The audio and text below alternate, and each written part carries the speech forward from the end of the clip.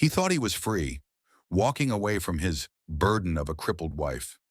Little did he know, her silent tears concealed a massive inheritance that would make his decision the biggest mistake of his life. The morning sun filtered through the curtains of their modest flat in Lagos, casting long shadows across the polished concrete floor. Sarah Adebayo sat in her wheelchair by the window, watching the bustling street below come alive with the familiar symphony of Lagos morning. Danfo drivers weaving through traffic, hawkers calling out their wares, and the distant hum of generators powering the neighborhood. Her fingers traced the worn armrest of her wheelchair, a constant reminder of the accident that had changed everything 3 years ago. The same accident that had tested her marriage in ways she never imagined possible. "Sarah, I'm leaving for work." Mark's voice cut through her thoughts, sharp and distant. Gone were the warm morning kisses, the gentle inquiries about her plans for the day, the loving touches that once made her feel cherished despite her condition. She turned her wheelchair to face him, forcing a smile that had become increasingly difficult to maintain. Mark stood in the doorway, adjusting his tie with mechanical precision, his eyes avoiding hers. The man who once promised to love her in sickness and in health now seemed to view her as nothing more than an obligation. "Will you be home for dinner tonight?" she asked, though she already knew the answer. "I have a client meeting that might run late," he replied, the same excuse he'd been using for months. "Don't wait up." The door closed behind him with a finality that seemed to echo through their increasingly hollow marriage. Sarah remained by the window, watching as Mark disappeared into the crowd below, his shoulders straight and purposeful, a stark contrast to the slumped, defeated posture he adopted whenever he was home with her. The irony wasn't lost on her. Before the accident, she had been the vibrant one in their relationship.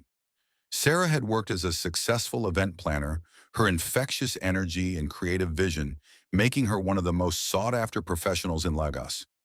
Their small flat had always been filled with laughter, friends, and the excitement of shared dreams. Mark, though stable in his accounting job, had often relied on her social connections and vivacious personality to advance his own career. Now, the flat felt like a tomb. Sarah wheeled herself to the kitchen, beginning the familiar routine of preparing breakfast for one. The doctors had been clear. Her spinal injury was permanent. She would never walk again. But they had also been clear about something else. With proper support and adaptive equipment, she could still live a fulfilling, independent life. She could still work, still contribute, still be the woman Mark had fallen in love with. But Mark had never given her that chance. In the months following the accident, as Sarah lay in the hospital fighting for her life and adjusting to her new reality, Mark had seemed supportive. He'd visited daily, held her hand during the darkest moments, and spoke of their future together with what she believed was genuine love and commitment. It was only after she came home that the truth began to reveal itself. Mark's resentment grew like a cancer, fed by his own selfish expectations and the burden he felt she had become. He began working longer hours, claiming financial pressure from her medical bills. He stopped inviting friends over, embarrassed by his crippled wife. Intimate conversations became rare, replaced by practical discussions about medications, doctor's appointments, and household logistics. Sarah had tried everything to reconnect with him. She'd attempted to return to work, reaching out to former clients and networking contacts. But Mark had discouraged her at every turn, claiming she wasn't ready, that she should focus on her health, that he could handle the financial responsibilities. "You don't understand the pressure I'm under," he'd say whenever she suggested ways to contribute. "Just let me handle things." But Sarah could see through his facade. It wasn't about pressure or protection. It was about control, and more importantly, about his inability to accept that his wife was no longer the woman he'd married.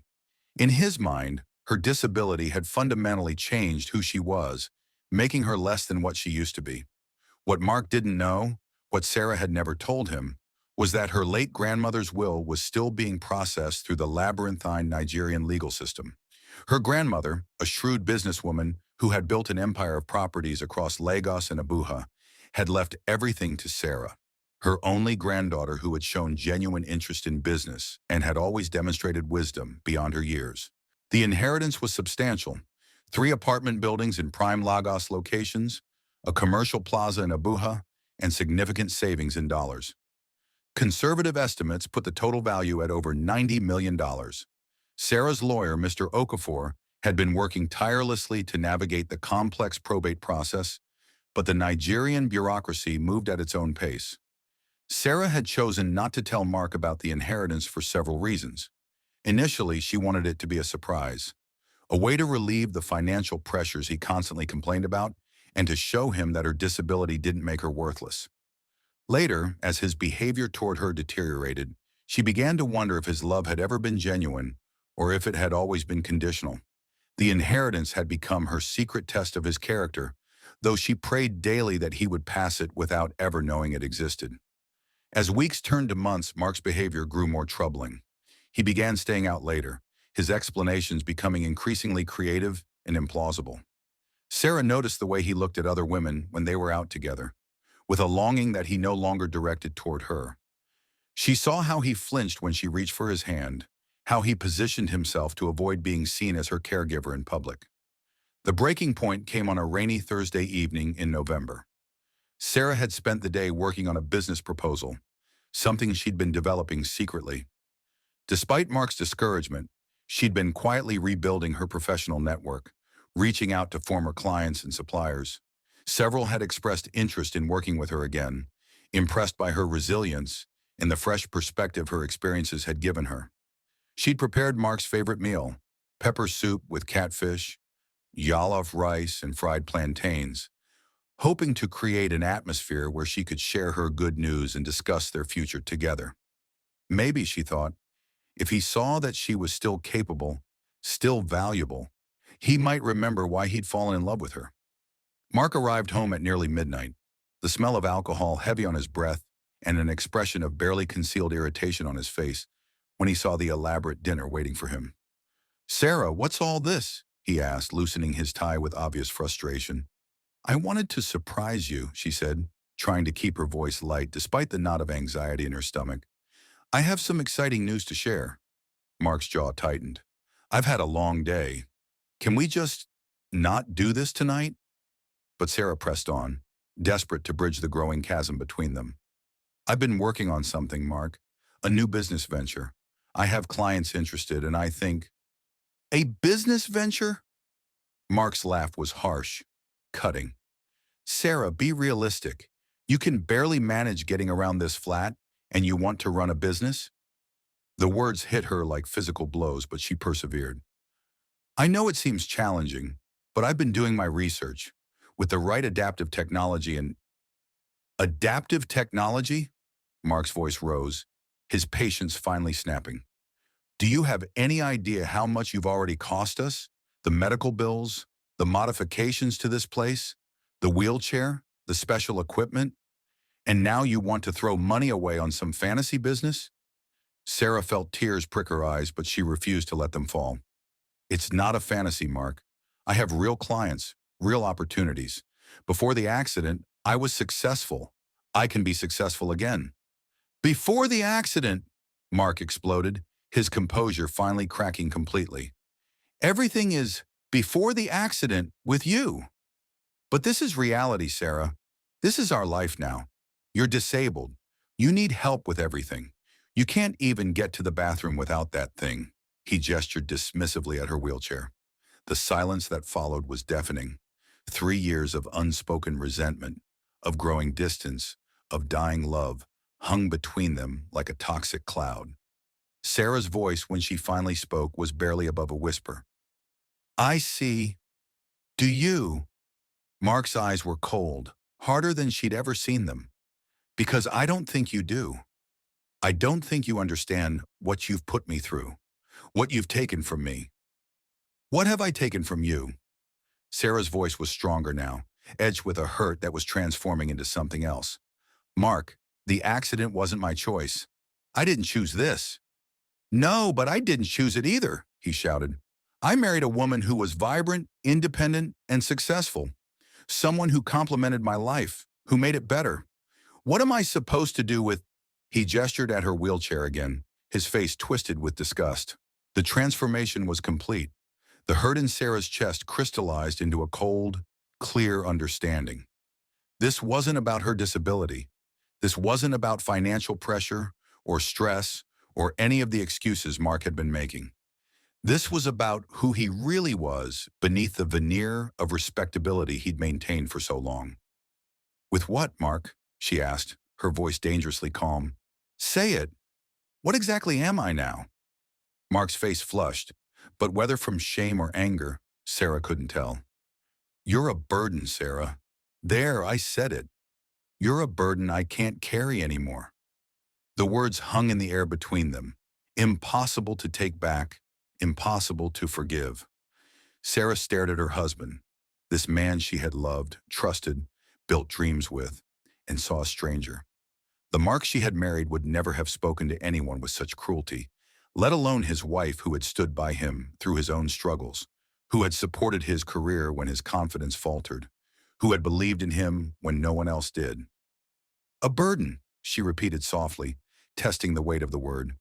Is that what you think I am? Mark ran his hands through his hair, suddenly looking exhausted. Sarah, I didn't mean it like that. But they both knew he had meant exactly that. 3 years, Sarah said, her voice growing stronger with each word. 3 years I've been trying to save this marriage. 3 years I've been making excuses for your behavior, telling myself you were just stressed, just overwhelmed, just adjusting. But the truth is, you're not the man I thought you were. And you're not the woman I married, Mark shot back, his momentary regret evaporating. You're right, Sarah said, surprising him. I'm not. I'm stronger now. I've had to be. I've survived an accident that could have killed me, adapted to a life I never planned for. And I did it all while trying to hold together a marriage with someone who sees me as damaged goods. Mark's phone buzzed, and Sarah saw his eyes flick to it automatically. Even now, in the middle of the most honest conversation they'd had in years, he couldn't give her his full attention. Answer it, Sarah said coldly. I'm sure it's important. Mark hesitated, then grabbed his phone. Sarah didn't need to see the screen to know it wasn't work-related, the way his face softened, the slight smile that tugged at his lips. She'd seen that expression before, but it had been months since he'd directed it at her. Who is she? Sarah asked quietly. Mark's face went pale. What? The woman you've been seeing. The one whose calls you take even during our most serious conversations. Who is she? Sarah, I don't know what you're talking about. Don't lie to me anymore, Mark. I may be disabled, but I'm not blind. The late nights, the weekend work meetings, the way you can barely stand to touch me. You're having an affair. The silence stretched between them, heavy with years of deception and betrayal. Finally, Mark's shoulders sagged in defeat. Her name is Funmi, he said quietly. She works in the marketing department at my company. Sarah felt something inside her break, not her heart, that had been breaking slowly for months, but rather the last thread of hope she'd been clinging to. The hope that somehow they could fix this, that love could triumph over adversity the way it did in the movies. How long? She asked. 6 months. 6 months. Half a year of lies, of pretending, of coming home to her after being with another woman. Sarah thought of all the nights she'd waited up for him, all the dinners that had grown cold, all the times she'd blamed herself for not being enough. Do you love her? The question escaped before she could stop it. Mark looked at her for a long moment, and in his eyes Sarah saw something that hurt more than his anger or resentment. She saw pity. Yes, he said simply. The word hit her like a physical blow, but Sarah refused to let him see her crumble. She'd learned to live with physical pain. Emotional pain was just another challenge to overcome. Then why are you still here? She asked. Mark shifted uncomfortably. It's complicated, Sarah. We're married. We have responsibilities. Responsibilities! Sarah's laugh was bitter.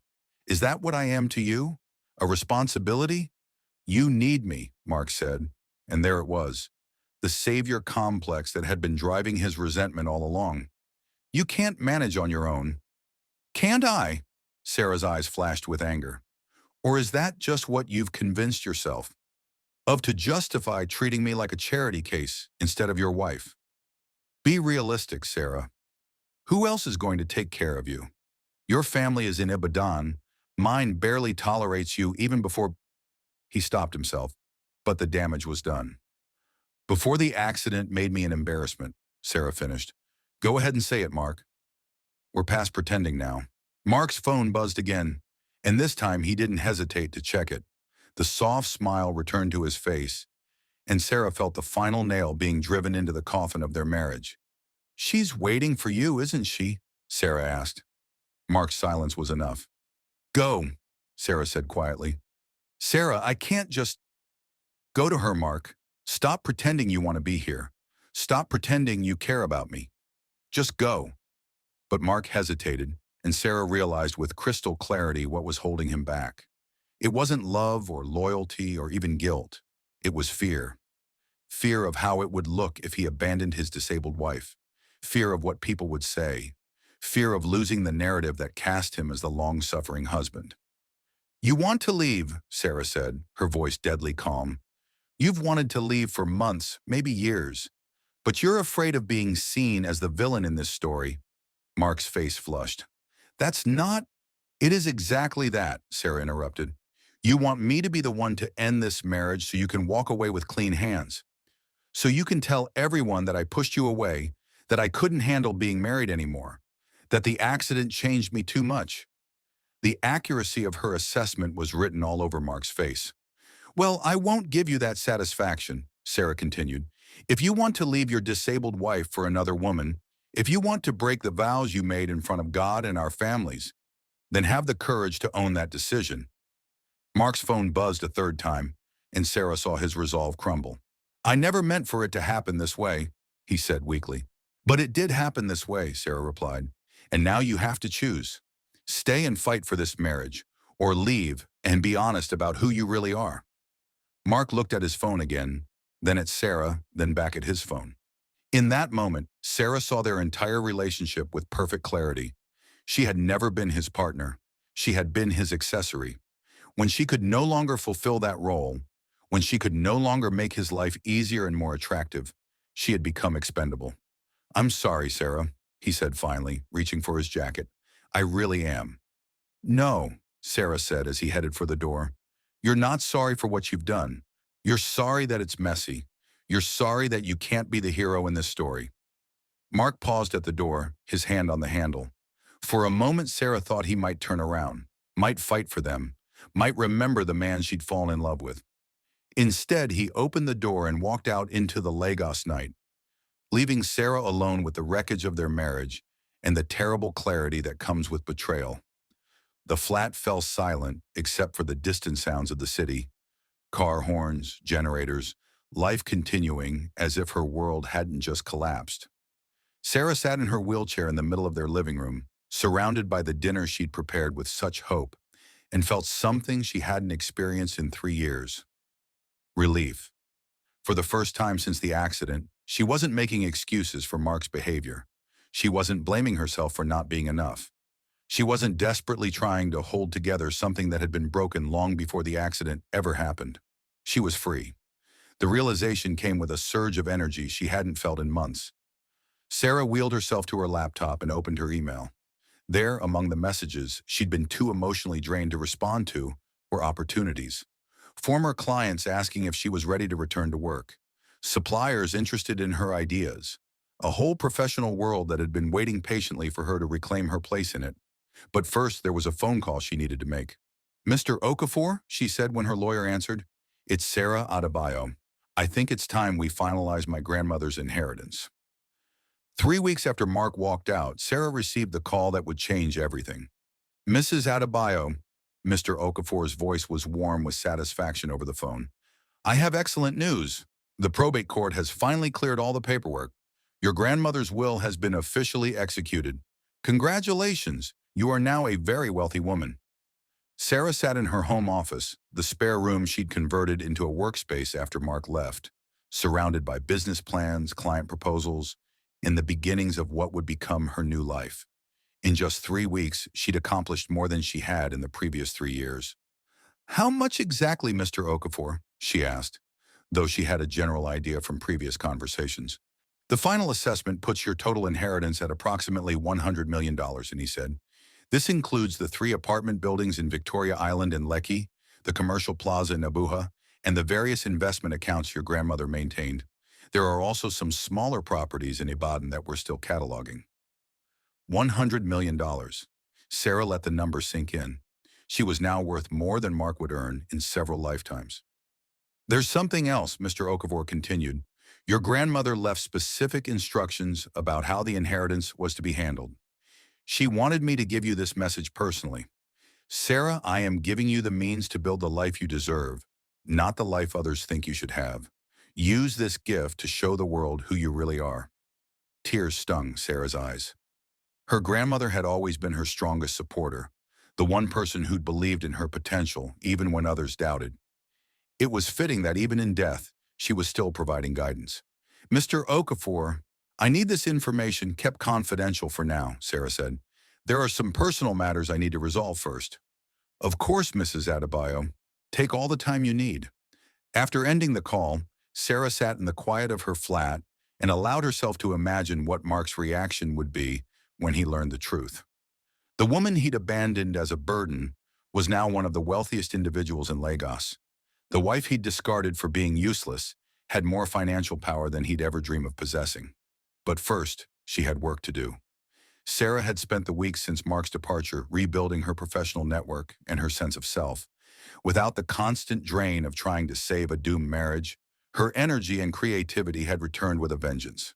She'd reconnected with former clients, pitched new ideas to potential partners, and begun developing a comprehensive business plan for her own event management and consulting company. The inheritance would accelerate those plans beyond her wildest dreams, but Sarah was determined to prove her worth through her own efforts first. The money would be a tool, not a crutch. Meanwhile, Mark had been living openly with Funmi in a small flat in Surulere, apparently convinced that his clean break from his burdensome wife had freed him to pursue true happiness.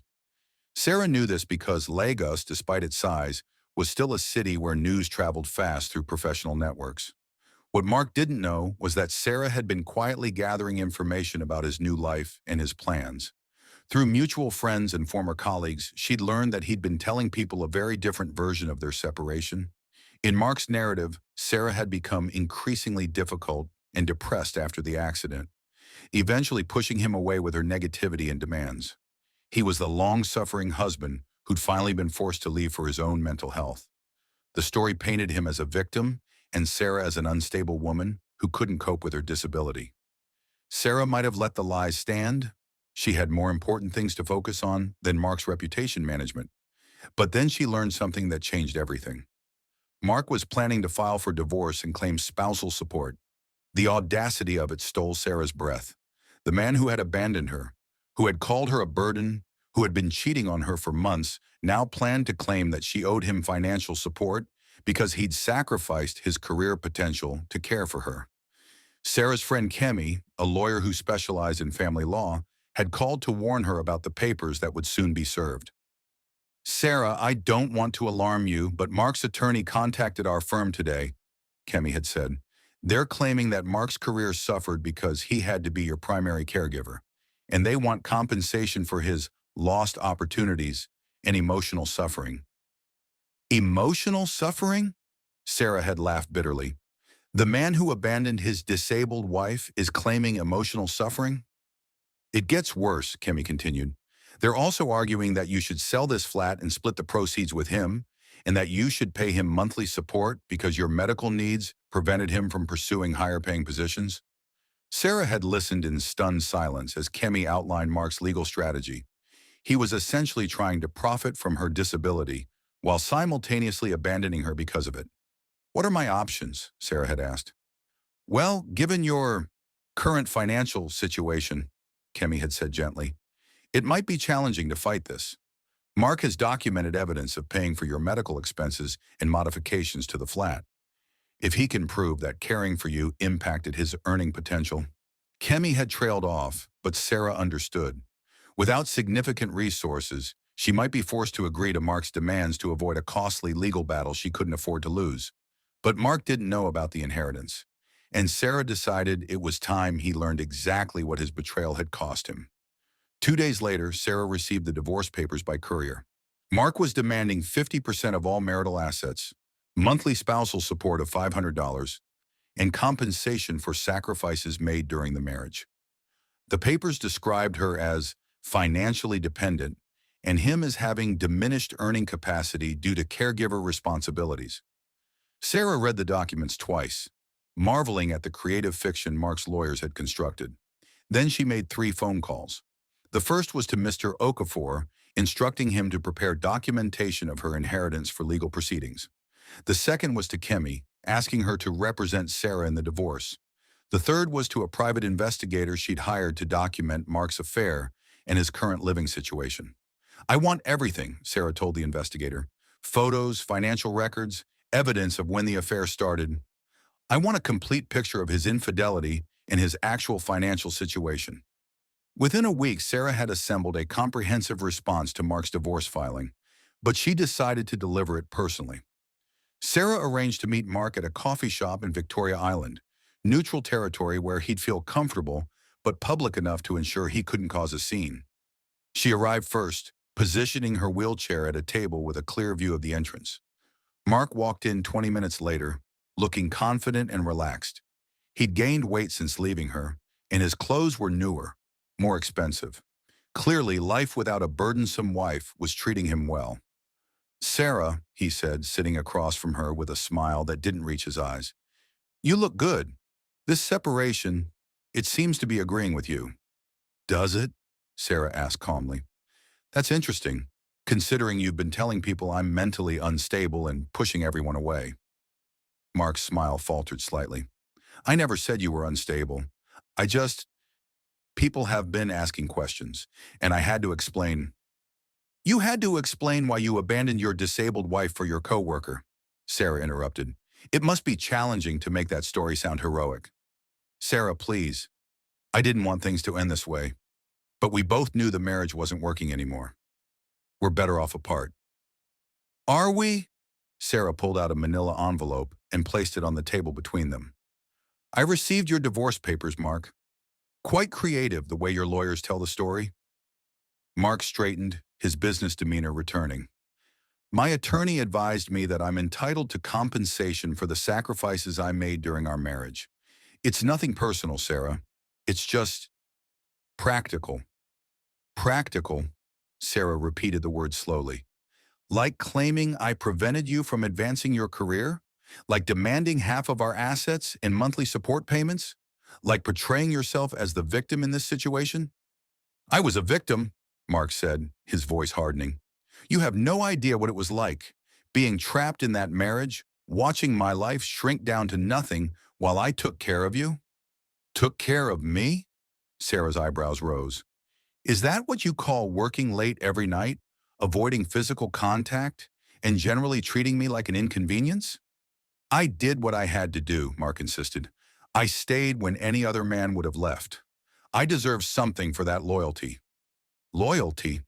Sarah almost laughed. "Is that what you were showing Funmi for those 6 months?" "Loyalty?" Mark's face flushed. "How did you know about your affair?" Sarah opened the manila envelope and pulled out a stack of photographs.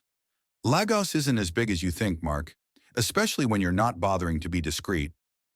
The photos showed Mark and Funmi at restaurants, hotels, shopping malls, a complete timeline of their relationship that predated his claims about the marriage falling apart. Mark stared at the photos, his face growing pale. "Sarah, I can explain." "Oh, I'm sure you can. You're very good at explaining things in ways that make you look innocent. But here's what you can't explain." Sarah pulled out another set of documents. "These are bank records showing that you've been spending our joint savings on your girlfriend. Hotel bills, expensive dinners, gifts, all paid for with money you claim you sacrificed to take care of me." Mark's hands shook as he looked through the financial records. "You had me investigated?" "I protected myself," Sarah corrected. "Something I should have done much sooner." "Sarah, please, let's be reasonable about this. We both made mistakes." "Did we?" Sarah leaned forward, her voice deadly calm. "Because from where I sit, it looks like I made one mistake. Trusting you. Everything else was your choice. The affair was your choice. Abandoning me was your choice. And trying to profit from that abandonment? That's your choice too." Mark was sweating now, realizing that his carefully constructed narrative was crumbling. What do you want, Sarah? What will it take to end this amicably? Sarah smiled for the first time since he'd walked in. I want you to withdraw your ridiculous claims for spousal support and asset division. I want you to acknowledge that you abandoned the marriage due to your own infidelity. And I want you to stop spreading lies about my mental state or behavior. And if I don't, Sarah's smile widened, then we go to court and a judge gets to see all of this evidence. Your affair, your financial deception, your cruel abandonment of your disabled wife. How do you think that will play in the press, Mark? How do you think your employer will feel about having an employee who's proven to be dishonest and morally bankrupt? Mark's face went ashen. You wouldn't. Try me. They stared at each other across the table, and Sarah saw the exact moment Mark realized he was beaten. His shoulders slumped, and the confident facade he'd maintained crumbled completely. Fine, he said quietly. I'll withdraw the claims. All of them, Sarah pressed, including any future attempts to claim you're entitled to anything from me. Yes, all of them. Sarah nodded and pulled out one final document. Then sign this agreement stating that you're waiving all rights to spousal support and acknowledging that the marriage ended due to your adultery. Mark read through the document, his face growing more defeated with each paragraph. Finally, he signed it with shaking hands. There's one more thing, Mark, Sarah said as he prepared to leave. Something I think you should know. Mark looked at her warily, clearly afraid of what other revelations she might have. Sarah pulled out a letter from Mr. Okafor's office, the official notification of her inheritance. She placed it on the table and watched as Mark's eyes scanned the letterhead, the legal language, and finally the number at the bottom. $100 million, Sarah said quietly. That's what I inherited from my grandmother 3 weeks after you left me. Mark's face went through a series of expressions: confusion, disbelief, shock, and finally, devastating comprehension. You're telling me, he whispered, that you're worth more than you'll earn in several lifetimes, Sarah confirmed. The woman you called a burden, the wife you abandoned because she couldn't contribute financially, inherited enough money to buy and sell you 1,000 times over? Mark stared at the document, his hands trembling. Why didn't you tell me? Why didn't you tell me about this? Sarah's laugh was sharp, cutting. Because I wanted to see who you really were, Mark. And you showed me. You showed me that your love was conditional, that your loyalties had a price, and that when things got difficult, you were willing to abandon the person who needed you most. Sarah, please, Mark's voice broke. If I had known, if I had just waited, you would have stayed for the money? Sarah shook her head. That's exactly why I didn't tell you.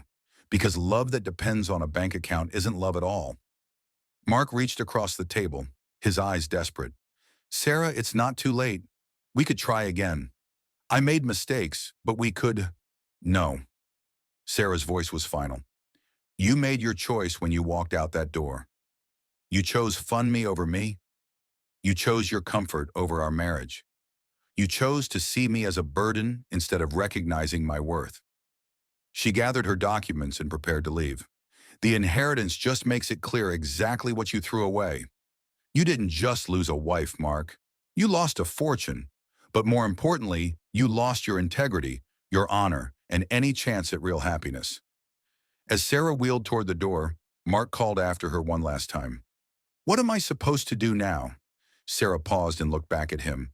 This man who had once promised to love her in sickness and health, who had held her hand in the hospital, who had been her partner and her best friend before he became her greatest betrayer. You're supposed to live with the consequences of your choices, she said simply, just like I've had to live with mine. 6 months later, Sarah stood, supported by arm braces and determination, at the grand opening of her new event management company, Phoenix Events. The name was fitting. Like the mythical bird, she had risen from the ashes of her old life to create something beautiful and powerful. The event was held in the ballroom of one of her newly acquired hotels, a stunning venue overlooking Lagos Harbor. The guest list included some of the most influential business leaders, politicians, and socialites in Nigeria. Sarah had arrived as the owner, not just the event planner. She wore a custom-designed dress that accommodated her wheelchair while making her look elegant and powerful.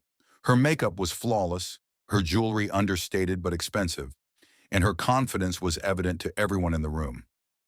"Ladies and gentlemen," Sarah addressed the crowd from the small stage at the front of the ballroom, "thank you for joining me tonight as we celebrate new beginnings and second chances."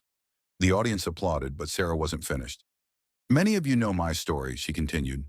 "3 years ago, I was injured in an accident that changed my life forever. I lost the ability to walk, but I gained something much more valuable: clarity about who I really am and who truly matters in my life." She paused, scanning the crowd. In the back, barely visible behind a pillar, she spotted a familiar figure. Mark had somehow managed to get into the event, probably hoping to approach her later and beg for reconciliation now that her wealth was public knowledge. "I learned that adversity doesn't change who we are," Sarah continued, her voice growing stronger. "It reveals who we've always been. Some people rise to meet challenges with grace and strength. Others," she looked directly at Mark, who stepped further into the shadows, "others show their true colors when times get tough." The audience murmured appreciatively, sensing there was a deeper story behind her words. "Tonight isn't just about launching a business," Sarah said. "It's about celebrating resilience, about proving that our circumstances don't define our worth, and about demonstrating that sometimes the greatest gifts come disguised as our worst challenges." As the evening progressed, Sarah was approached by countless guests offering congratulations, partnership opportunities, and genuine admiration for her transformation. Former clients welcomed her back with enthusiasm, new contacts expressed interest in working with her, and several people shared their own stories of overcoming adversity. Near the end of the evening, as Sarah was saying goodbye to the last guest, Mark finally approached her. "Sarah," he said quietly, "could I have a word?" Sarah looked at him, really looked at him, for the first time in months. He appeared haggard, older, diminished. His clothes were rumpled, his eyes were red-rimmed, and he carried himself with the defeated posture of a man who had lost everything. "What do you want, Mark?" "I wanted to congratulate you," he said, his voice barely above a whisper. "This is incredible. You've built something amazing." "Thank you." They stood in awkward silence for a moment before Mark spoke again. "Sarah, I've been thinking a lot about us, about what happened. I know I made terrible mistakes, but—" "Mark," Sarah interrupted gently but firmly, "there is no us anymore. That ended when you chose to leave. But if you could find it in your heart to forgive me," Mark pressed on, "maybe we could start over. I know I don't deserve it, but I've learned from my mistakes. I could be different." Sarah studied his face, seeing the desperation there, the calculated hope that her wealth might make her willing to overlook his betrayal. "You want to know what I've learned, Mark?" she said finally. "I've learned that forgiveness isn't about giving someone a second chance to hurt you. It's about freeing yourself from the burden of their choices." She paused, choosing her words carefully. "I forgive you for leaving me when I needed you most. I forgive you for choosing another woman over the vows you made to me. I forgive you for trying to profit from abandoning me. But forgiving you doesn't mean I'm willing to let you back into my life." Mark's face crumpled. "Sarah, please. I know what I lost. I know I threw away the most precious thing I'll ever have. Don't I deserve a chance to make it right?" "You had your chance," Sarah replied, not unkindly but with absolute finality. "You had 3 years of chances. You chose to waste every single one of them." As Mark turned to leave, Sarah called after him one last time. "Mark!" He turned back, hope flickering in his eyes. "I want you to know that I'm grateful," Sarah said. "Grateful that you showed me your true character before I spent any more of my life trying to save a marriage with someone who was incapable of real love." Mark nodded slowly, understanding that this was truly goodbye. After he left, Sarah remained on the hotel balcony, looking out over the lights of Lagos. The city stretched before her, full of possibilities and opportunities.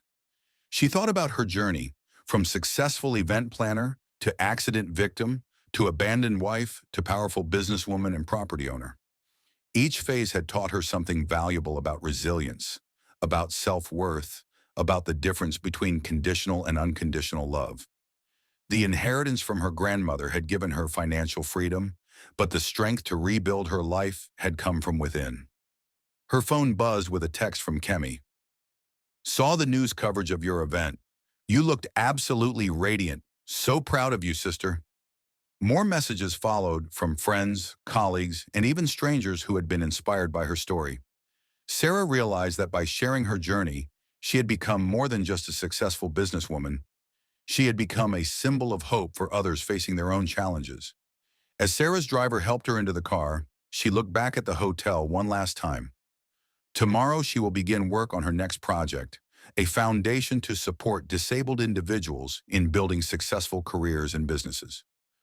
Her grandmother's inheritance would fund not just her own dreams, but the dreams of countless others who had been told they were less than because of their circumstances.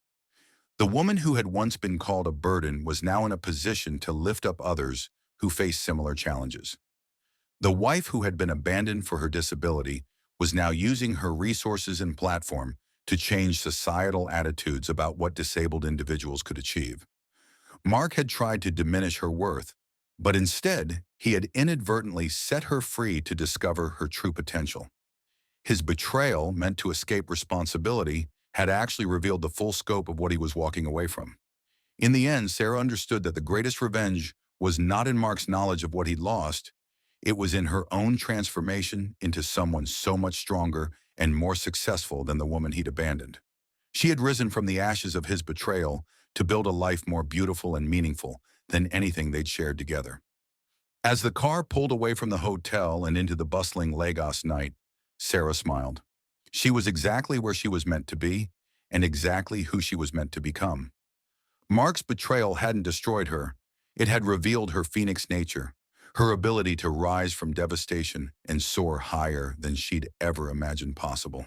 Sarah's story proves that when someone shows you their true colors, believe them. And when they walk away, sometimes they're doing you the greatest favor of your life. Remember, you are worthy of love that doesn't have conditions. Never settle for less. Tell me, what lesson did you take from this story? Share your thoughts in the comments below. If this touched your heart, don't forget to like, share, and subscribe, because another powerful story is coming soon, one that will move you even deeper. Thank you for watching.